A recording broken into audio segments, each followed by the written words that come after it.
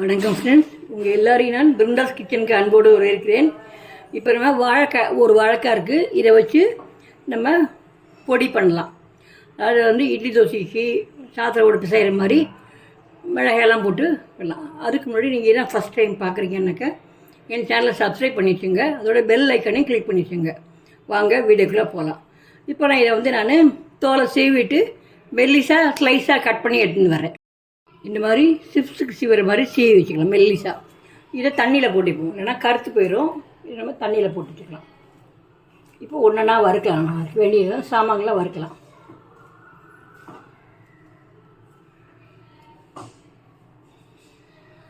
தண்ணியில் போட்டாச்சு. இப்போது அடி கனமான வானொலி அடுப்பில் போட்டிருக்கேன். அதில் கொஞ்சம் எண்ணெய் விடலாம். எந்த எண்ணெய்னா விட்டுக்கலாம். நான் ரீஃபைண்ட் ஆயில் தான் விட போகிறேன்.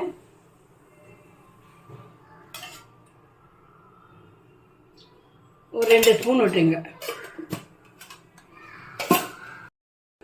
இதுக்கு தேவையான மிளகாயை போடலாம். நான் ஒரு 15 மிளகா போடுறேன். உரப்பாக இருக்கட்டும்ங்க. நீங்கள் காரத்துக்கு மாதிரி பார்த்துங்க. ஒரு கைப்பிடி உளுத்தம் பருப்பு. நான் வந்து கருப்பு முழு உளுந்து போடுறேன். நீங்கள் எந்த உளுந்து உங்கள்கிட்ட இருக்கோ அது போடலாம்.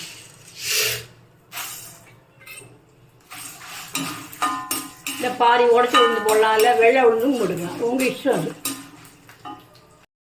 உளுத்தம் பருப்புலாம் பாதி அளவு கடலைப்பருப்பு.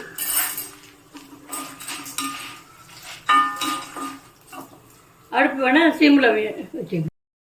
இப்போ அதில் ஜீரகம் ஒரு ஸ்பூன்,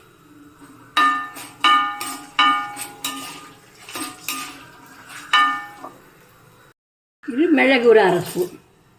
இதெல்லாம் காரத்தில் தான் நம்மளாக பார்த்து போட வேண்டியதான். இதுக்கு வந்து அளவெல்லாம் கிடையாது. நல்லா வறுத்து தனியாக எடுத்து வைங்க. இப்போ இது நல்லா வறுபட்டுட்டு இதை தனியாக எடுத்து தட்டில் வச்சிடலாம்.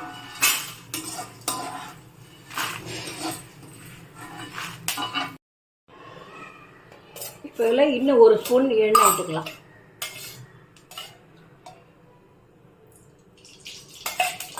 எண்ணெய் இப்போ அடுப்பு கொஞ்சம் பெருசாக வச்சுருக்கேன். இப்போ அந்த நம்ம வாழைக்காய் சீவின ஸ்லைஸு போடலாம். ஸ்லைஸு போட்டு நல்லா வறுத்து எடுக்கலாம். நல்லா தண்ணியெலாம் போகும்.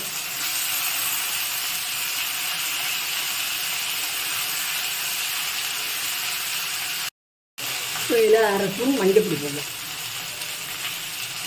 பொதுவாக வாழைக்காய் வாழைப்பூ இதெல்லாம் போடணும்னா நம்ம வந்து வாழைத்தண்டு இதெல்லாம் மஞ்சப்பொடி பண்ணக்கூடாதுன்னு சொல்லுவாங்க. அதுக்காக மஞ்சப்பொடி போட்டு இந்த மஞ்சப்பொடி கிருமி நாசினியும் கூட இன்னும் சிம்மில் வச்சுக்கலாம். சிம்மில் வச்சு நல்லா அப்படி தட்டி சூட்லேயே நல்லா இதாகும். அப்போ தான் நம்ம பொடியாக வச்சு பண்ணுறப்போ நம்ம நிறைய நாளைக்கு கெட்டு போகாமல் இருக்கும்.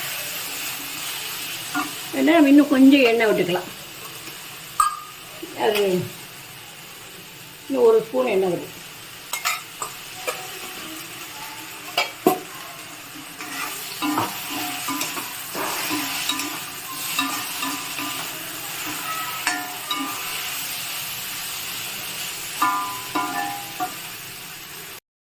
இப்போ இதில் தேவையான அளவு உப்பு போடலாம். அந்த பொடிக்கு எவ்வளோ தேவையோ அவ்வளோ உப்பு போட்டுடலாம். போட்டு சிம்மில் வச்சு நல்லா ட்ரை ரோஸ்ட் ஆகிற வரைக்கும் வறுத்து எடுக்கலாம்.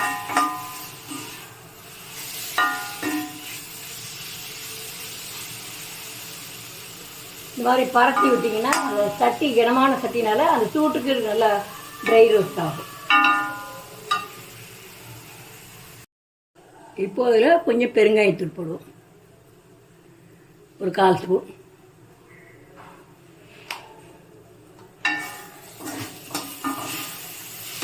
உங்களுக்கு நல்லாவே வறுபட்டுருக்கு. இப்போ வந்து நம்ம என்ன பண்ணோம்னா அப்படியே பரத்தி விட்டு அப்படியே அந்த கல் சூட்லேயே அது இது ஆகட்டும். அப்படியே நம்ம அடுப்பை அணைச்சி போட்டோம்னாக்க அப்படியே அந்த கல் சட்டி சூட்டுக்கு அது நல்லா வந்துடும். அப்புறம் நம்ம எடுத்து ஆறினோடனே எடுத்து நம்ம அரைக்கலாம். இப்போ அடுப்பை அணைச்சிட்டேன். இப்போது எல்லாமே நல்லா ஆறிட்டு இதை நான் மிக்சியில் போட்டு அரைச்சி எடுத்துட்டேன். இப்போது சுவையான வாழைக்காய் முழாப்பொடி ரெடி. இப்போ இது வந்து நம்ம இட்லி தோசைக்கு எல்லாத்துக்கும் நம்ம தொட்டுன்னு சாப்பிட்லாம். அதுக்கப்புறம் சூடான சாத்திர நம்ம இப்போ பிள்ளைகளுக்கெல்லாம் யாருக்கு லஞ்ச் கட்டி கொடுக்கணுனாக்கா இதில் கொஞ்சம் நம்ம கொஞ்சம் முந்திரி பருப்புலாம் தழைச்சி கொட்டி நல்லா வறுத்து போட்டு இதையும் போட்டு சாத்தையும் போட்டு சூடான சாதம் நெய் விட்டு பிசைஞ்சு கொடுத்தோன்னா நல்லா அருமையாக இருக்கும். நீங்களும் செஞ்சு பாருங்கள். செஞ்சு பார்த்துட்டு உங்கள் ஒப்பீனியனை கமெண்டில் போடுங்க. நன்றி.